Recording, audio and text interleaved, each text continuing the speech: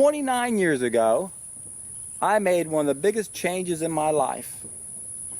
I stumbled upon the most valuable knowledge in the world. It totally transformed my life. And the one thing it did for me is I stopped eating what's known as Maillard molecules. It comes from the Maillard reaction. It's what happens when we apply fire and heat to our food. Changes the chemical structure, my friends. Creates brand new molecules that never existed before. The amino acids interact with the carbohydrates, the sugars, and form brand new molecules. Now, this was discovered in the early 1900s by an American here, a French chemist, Maillard. And he found that when you put a potato in boiling water, it created 420 new molecules that didn't exist before. The guy was trying to figure out how to find the molecule for steak and put it into a potato. Pretty clever idea, huh? Let's modify this food and make this potato taste like snake, like a steak. What happens, folks, when we alter our food? It changes the chemical structure. It creates new odors, flavors, smells, scents, colors. In effect, it puts us under a spell. The hunger spell. Remember Plato? Whatever deceives men seems to produce a magical enchantment. We become under the hunger spell when we alter our food. And when we have a withdrawal symptom, we perceive it as hunger. Not supposed to feel an all gone feeling down here. We want all those new molecules that were never created before. Maillard molecules. And that's just with a baked potato or with a potato in boiling water. Nowadays, when we have these complicated recipes, we end up having millions, if not billions, of new molecules that never existed before. And again, what does that do to the food? Changes the color, changes the aroma, it changes the flavor. It creates new flavors and aromas that we never had before. Take a piece of dead animal flesh, it doesn't smell appealing, does it? But as soon as you put it on the grill and those amino acids react with the sugars, it releases an aroma, doesn't it? And of course now we're just like Pavlov's dog. Ring the bell and we start salivating. Smell that popcorn, you want to go buy some, don't you? Interesting how certain foods have certain aromas. Only when we cook them do they have those type of aromas. The foods we're meant to eat, our species-specific diet, has the colors and the smells and the flavors that we're supposed to eat, that we crave.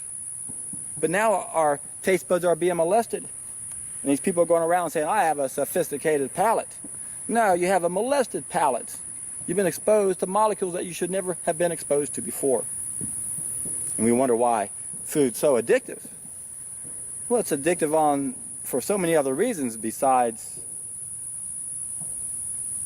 the fact that we can become addicted to anything that's pleasurable. The problem with food is we need to eat. It's not like smoking cigarettes. You don't have to smoke a cigarette, but you have to eat, folks. This food addiction is difficult to overcome. So that's what we're up against. Remember, about 90% of what we perceive as taste is smell.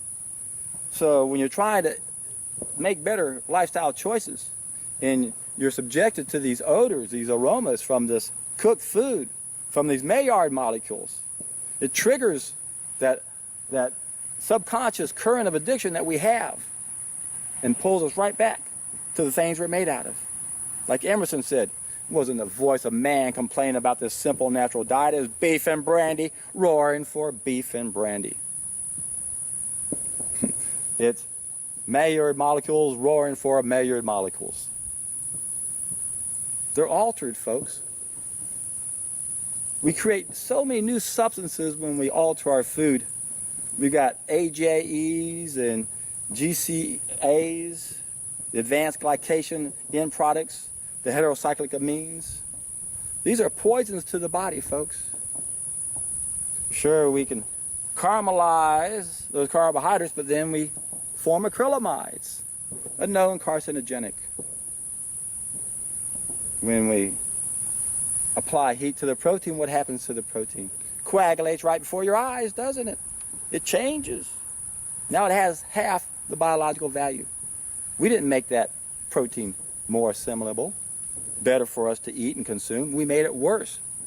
And in many cases, it allowed us to eat food we weren't meant to eat to begin with.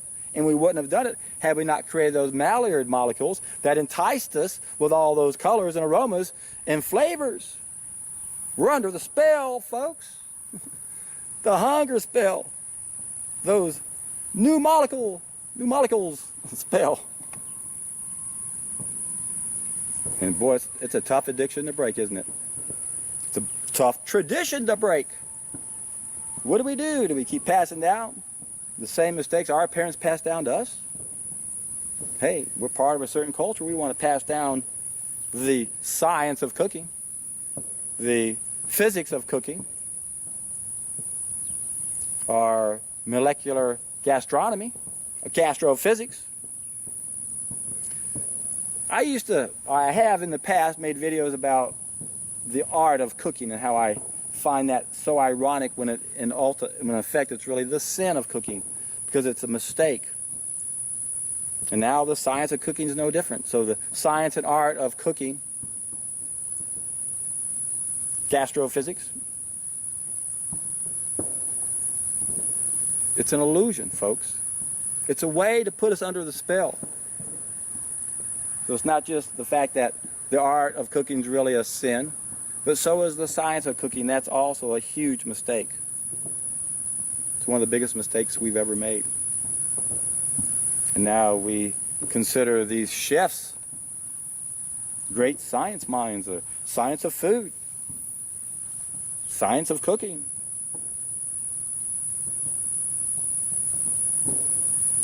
Life is such an illusion on so many levels.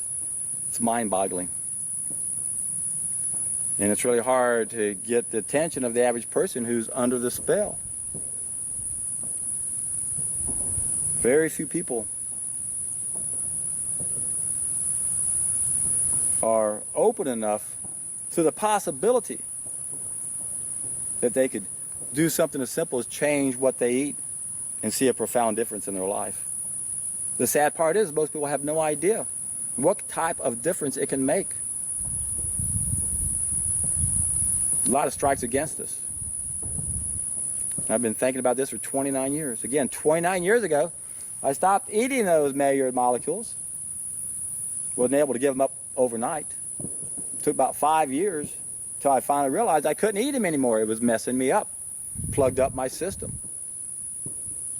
I was forced to be 100% fire-free.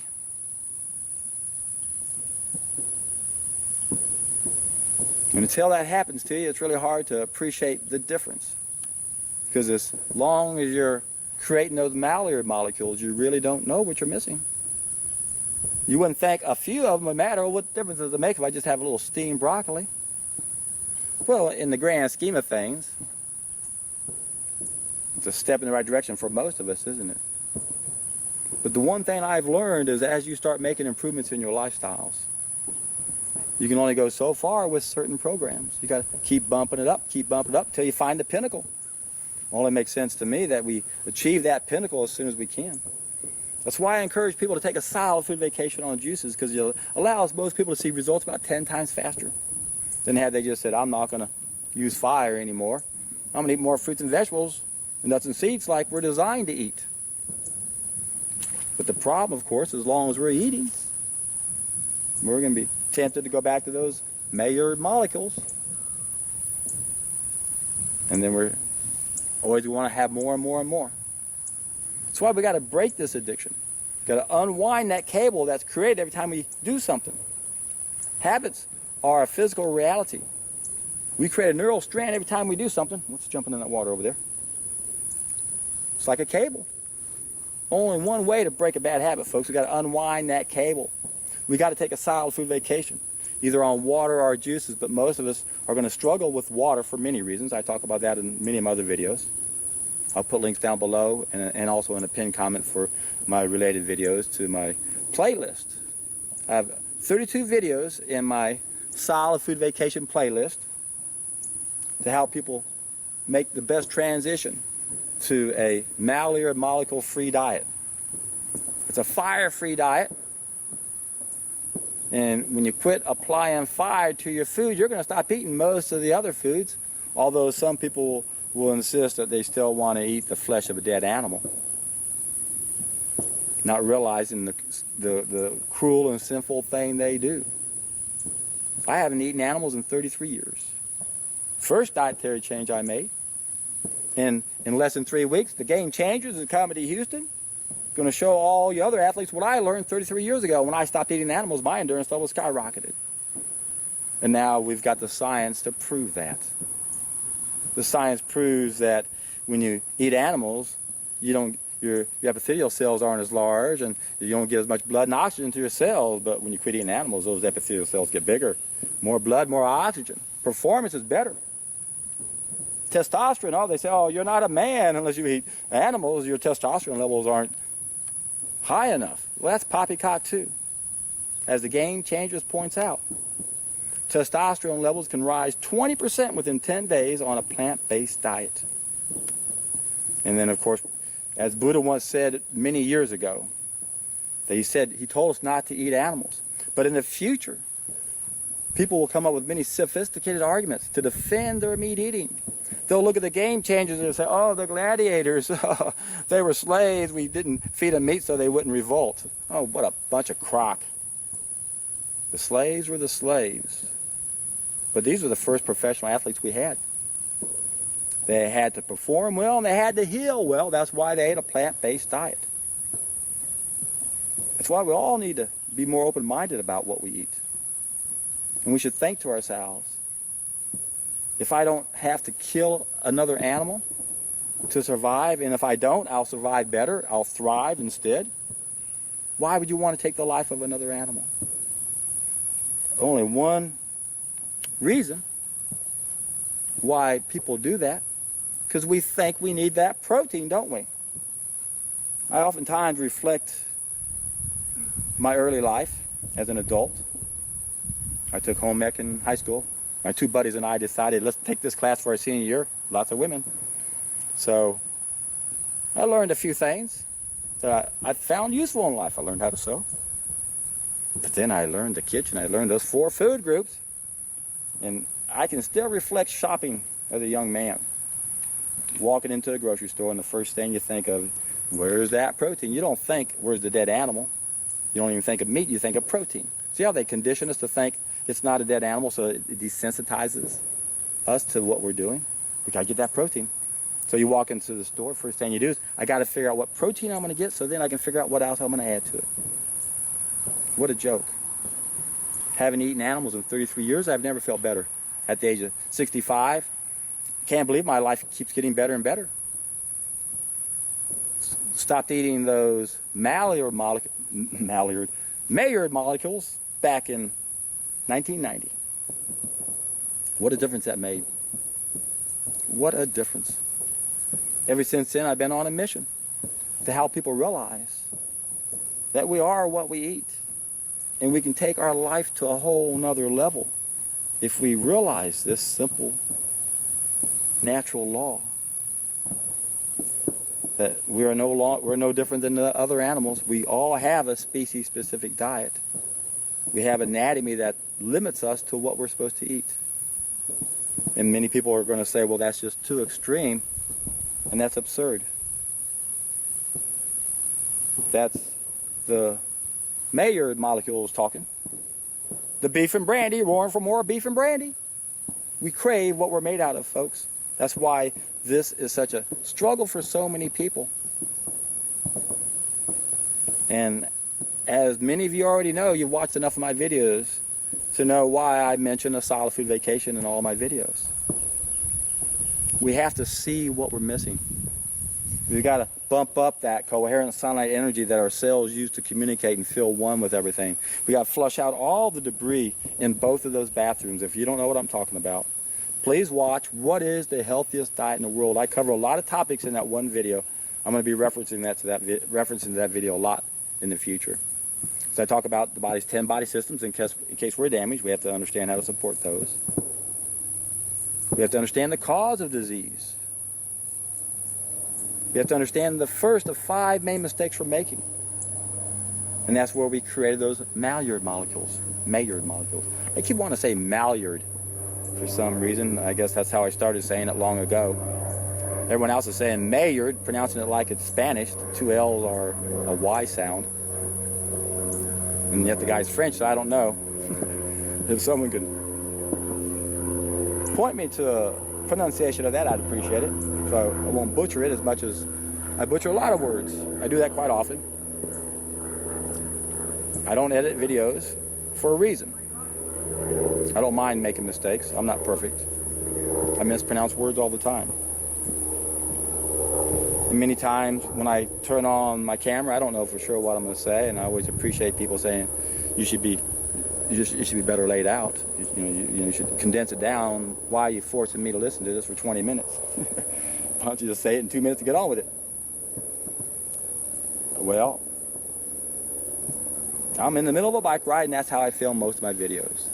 Many times, as I did today when I turned this video camera on, I really didn't know what I was going to say. I just knew that I've been watching a lot of cooking shows lately, and I'm looking at how they're giving people challenges by taking odd items that would be in maybe 5 main groups of flavor, and I'll give you one food out of this group and one food of this and one food of this. Now there's the science. Let's see you mix it up to see how you can make magic.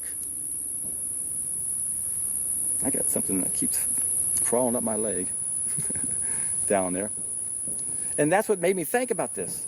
Watching all these shows and watching how people are it's really simple if you think about it. When you look at, let's say, 5 main flavors, you got thousands of foods in each one of these groups. Now there's an astronomical way you can take any food from this group and mix it with a food from this group and this group, and then match the textures also. That's something else that the science of cooking involves, or the art of cooking involves. The textures, the flavors, the colors, the aromas, the layers. And it's all a magic act. It's all ultimately putting us under a spell. Where now that's all we think about, isn't it? Food, food, food, food, food. I've got a sophisticated palate. Not any food can satisfy me anymore. I've been molested with all these new Maillard molecules. Maillard molecules. I'm addicted. And I'm a master. I know how to combine all sorts of things from different food groups and create magic. Make it yummy for you. Make it smell good, look good, and taste good. But it won't be good for you. That's the sad reality of it. My heart gets heavy every time I think about the amount of suffering this whole planet is experiencing just because we're cooking our food. When I think about all the animals being slaughtered right now, this moment, I know that wouldn't have happened had we not started cooking our food. When I think about all the people that are suffering, that are in pain right now with a myriad of illnesses, and they go to so-called experts that only treat symptoms, it infuriates me when I think about that. It's maddening to realize how much suffering is going on this planet, and it all traces back to one simple thing: cooking.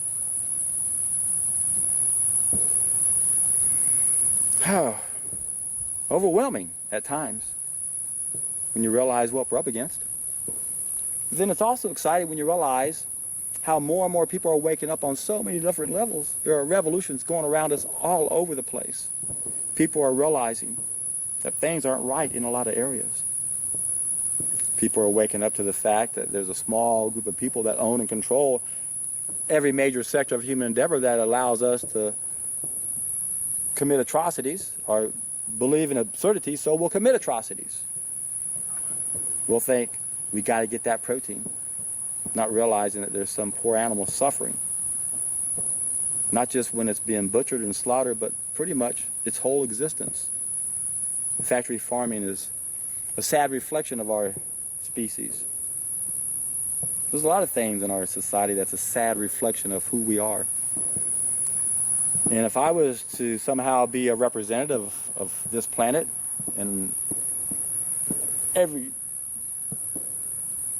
intelligent life form on every planet in this universe was all gathered together at one place, my head would be hanging down low. I'm not proud of us over here. But the sad thing is, I'm sure I wouldn't be alone. I'm sure this is a common mistake that's made throughout the universe, where that intelligent species gets too clever for their own good.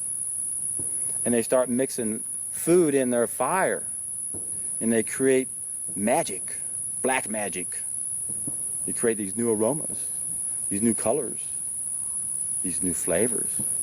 There used to not be any flavor at all in that before. Look what I can do. I can add some of this to it and this to it, this to it. I can create so many molecules, I wouldn't know where to begin if I tried to count them. In fact, scientists can't do that now.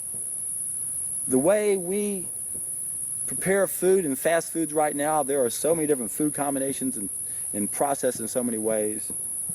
It's frightening to think how many molecules we're putting in our body that are not natural.